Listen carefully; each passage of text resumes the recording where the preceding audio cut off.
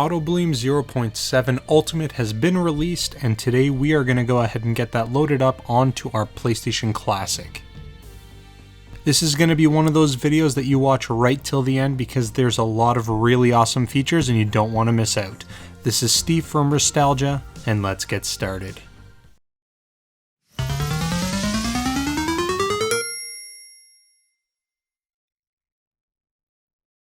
Alright, so as I said earlier, you're not going to want to miss out on this one. You're going to want to do the update for this.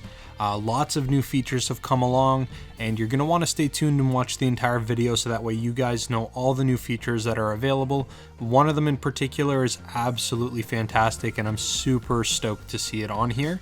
So it's one that I've personally been waiting for a little while, and I'm glad that it's finally made its way to us. So let's go ahead and get this thing started. So as always, when I'm working on tutorials for you guys, I get those files in advance so I can have the videos ready for public release. So I can't show you where to download it, but I will leave clear links in the description down below for you guys, so that way you can just hop on down there, click the link, and you shouldn't have any problems downloading it. As I said, I've got all of my stuff pre-downloaded, and as you can see right over here on the desktop, I've got my AutoBleem 0.7 Ultimate and Retro Boot build. It's all going to come compiled together. It's really awesome, really slick. I've gone ahead and I've already extracted that file, so I've got it already right here on my desktop just the same, and I'm going to go ahead and open up this file here. Just going to kick it over from the other side, and here it is. So we've got everything that you would normally expect to be here. We've got a payload, we've got our AutoBleem folder, games, Retroarch, ROMs, themes, they're all there. As I mentioned, tons of new features, but what I'm going to do is I'm going to show you guys how to get these things loaded up first. Then we're going to talk about the new features when we've got the build in our PlayStation Classic and while it's running. So the first thing that we need to do is take our AutoBleem USB, pop that into our computer, and make sure that it is on. Mine is, and I'm just going to pull mine up right now. Here it is here. Fantastic. So I've got my build right here, right in front of us. As with all of our other updates, it's just as simple as a drag and drop. Now, clearly we do not need this README folder. We're just going to copy everything else. I'm just going to drag it onto our USB drive. We're going to go ahead and fast forward through this transfer.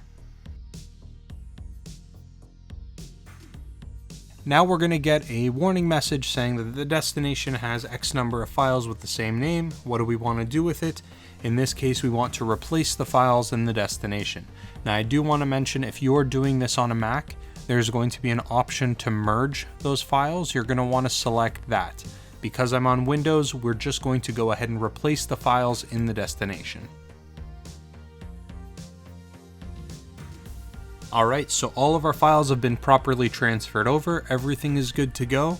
All that's really left for us to do is to pop our USB drive into our PlayStation Classic.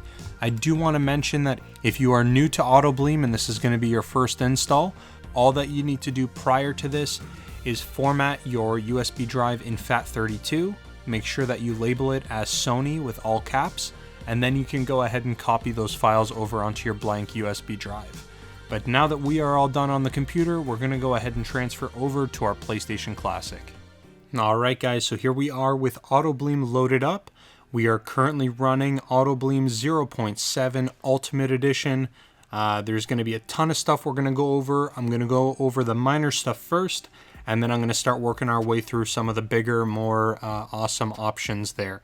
So what we're going to go ahead and do is we're just going to go through the list of things that have kind of been cleaned up. So we've got things like minor bug fixes that have been taken care of. We've got some code cleanup that's happened. They've even updated some of the themes a little bit. So those are all basic things that have all been taken care of. Now on the screen listing all the contributors and the AutoBleem team. So when you go to the triangle button for the About, it's going to actually have an updated list of all the people who have been helping out. So you got to give credit where credit is due. These guys have all worked really hard to make this happen. Big shout out to them. And as you can see, they've included a link to the Discord and all the information about it. So definitely big shout out to these guys. Thanks for doing everything that you guys are doing. We appreciate it very much. You guys are definitely awesome. So we're going to go back out of there. Some other things that have happened as well is we've got some language updates. Some of the language settings weren't 100% correct. Translations weren't 100% accurate. Those have kind of been cleaned up a little bit. Keep in mind, not everything's perfect, but they are much better now.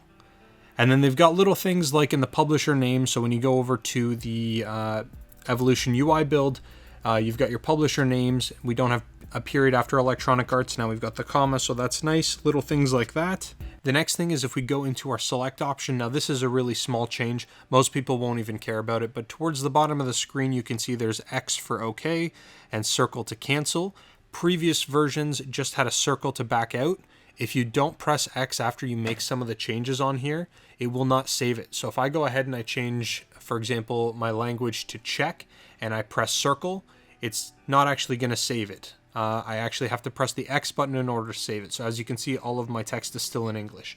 If I go back in, it's still in English. If I want to change my theme and I press circle, it won't save it. So remember that if you guys want to save it, you change your theme and you have to press the X button in order to do that. So I'm just going to swap that back real quick. But that's nice to know, and just so that way you guys don't run into problems with that later. Now there's going to be a few features that I'm going to want to show you right within the AutoBleem UI build. So if I go ahead and press start and I load up one of the games, we'll just load up any game at random. We'll just do 007 here. So if we press our circle triangle button to get into the PCSX menu, there's going to be a few options here that have changed. So the first thing that I'm going to make note is that you can now save the AutoBleem config files. So this isn't something that a lot of people are going to mess around with. In fact, I almost never do this. If you make some changes to the configuration and you want it to save, you can go ahead and do that right from this menu. Additionally, we've got a couple cool features here. We've got a quick save and a quick load. So as far as I understand, this will work for one specific save slot. So if you are in the middle of a game and you just want to quickly save it, without having to go and create a save state, you just press the select triangle button to enter the PCSX menu. You can go ahead and quick save it, so I'll go ahead and do that right now. And then let's say you wanted to load the game later, what you could do is you could press the select triangle button again, and then you just press the quick load, and it'll take you right back to that previous save state. So it's not a crazy, huge development in the sense of that, but that is a nice little handy feature to have ready to go whenever you need it to. Now I'm going to go ahead and back out of this, and we're going to talk about a couple other cool things as well. Okay, so I don't want to save a save state here, but we are going to talk about a couple things. So what they've gone ahead and done is now we actually have Retroarch integration with Evolution UI. And what that means is that you are now given the option to either load your game through the PCSX emulator, or you can load your game through the Retroarch core. And it's really simple. All you have to do, for example, we're on 007. If you wanted to load it just with the standard PCSX emulator that's built into the PlayStation Classic, you just press the X button to play. But now, if you want to press the square button, that'll load up this game through Retroarch. So if I go ahead and press square, it's going to load the game. We're going to get a Retroarch splash screen loaded up. And now we are actually in Retroarch. And the way that we can tell that is if we press the start and select button at the same time, we will actually be taken into our Retroarch quick menu. So this is really, really cool. A lot of people are saying, hey, I want to use the PCX rearmed core instead of using the PCX core or the PCSX emulator that comes stock on the PlayStation Classic. Now we can do that right from the Evolution UI user interface, which is absolutely fantastic. The other really cool thing about this is that all of the settings for your PlayStation 1 games, so things like if you had your filter settings on, or you had global widescreen, or whatever you had set up on your PlayStation Classic through that emulator, will automatically get pulled over and be applied on Retroarch when you're starting from the Evolution UI main area. Now, this will only be true if you don't have the settings override for the core set in Retroarch. So if that's not set, then you're fine. It's not set by default, so if you haven't specifically gone in and changed the override settings, then it won't really matter. You'll be able to get the benefit of that. But if you did go ahead and change the override settings, you're definitely going to need to turn that off in order to get all of your settings imported in from the PCSX.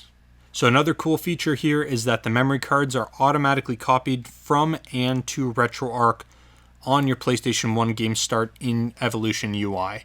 So when you start up your game in Evolution UI, if you had a memory card from Retroarch, or if you had one in the PCSX emulator and you wanted to transfer it over to Retroarch, however you want to do it, those save files will still be available regardless of which way you open up your game. So that's really handy. Now, I do want to mention the only thing that's not going to be available through Retroarch when you're loading Retroarch from the Evolution UI build is that you're not going to have the resume points. So, for example, if you created a save state, that will not be available, but memory card information will be. Okay, so that's perfect. Now we are going to jump back and I'm going to show you guys the feature that I absolutely love and I'm super excited for. What we need to do is we need to press the circle button. We're going to scroll down. We're going to exit Retroarch, and it'll take us right on back into AutoBleem, right into the Evolution UI build, which is super awesome. I love how you can kind of bounce back and forth. It's been something I have been really looking forward to. Now, this is something that I absolutely love, and I keep saying that, but it's really, really cool.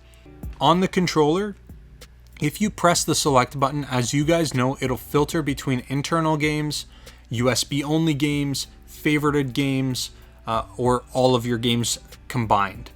If you press the L2 button and select, you end up getting something called a select retro boot platform. So this is only applicable if you've created playlists in Retroarch. Now, I've done a few different videos on how to set up a playlist so that way things can look really nice with thumbnails and all of that, and I'll leave a link in the description down below.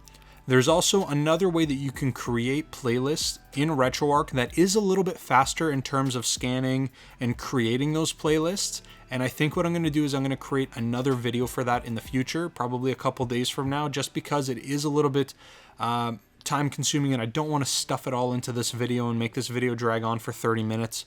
So I do want to make note, you do need playlists within Retroarch for this feature to be active. I currently have a playlist for Game Boy Advance, Game Boy, NES, Super Nintendo, Mega Drive, and then the PlayStation stock 20 games. That one always shows up. But the cool thing is, if you select, for example, Super Nintendo, I'm going to go ahead and press X on that. Take a look at this. On AutoBleem, right on Evolution UI, all of your Super Nintendo games are now displayed in the carousel, and you can select them and you can choose right from here. If you pick a game, for example, let's select Aladdin. If we press X right from here, it's going to load that through Retroarch, through the assigned core that we set up on our Retroarch playlist. And that's absolutely amazing. So as you can see, we've now got our Super Nintendo games running through the Evolution UI screen, and it is absolutely awesome that everything kind of is getting integrated in with the Evolution UI build. So again, we're going to press start and select. We're going to go ahead and press circle. We're going to exit Retroarch, and it's going to take us right on back into AutoBleem.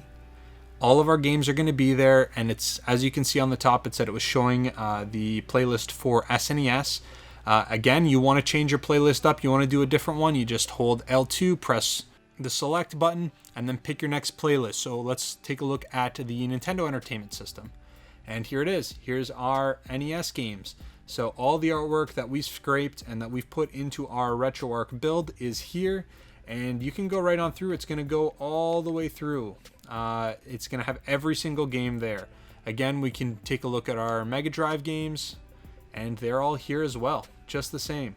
So this is the big feature that a lot of people have been hoping for. I know there was talks about integration with BleemSync and Retroarch and all of this stuff, and we finally have something kind of like that where you can access all your games right from this carousel. Now, I don't know about you guys, but I personally prefer the Evolution UI look over the Retroarch style. I actually prefer using this type of interface than to mess around with Retroarch, but that's just a personal preference of mine. What do you guys think?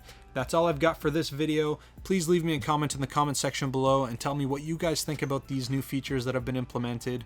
I really appreciate all the support lately. Make sure to give the video a thumbs up, subscribe to the channel if you haven't already, and I will talk to you guys again real soon.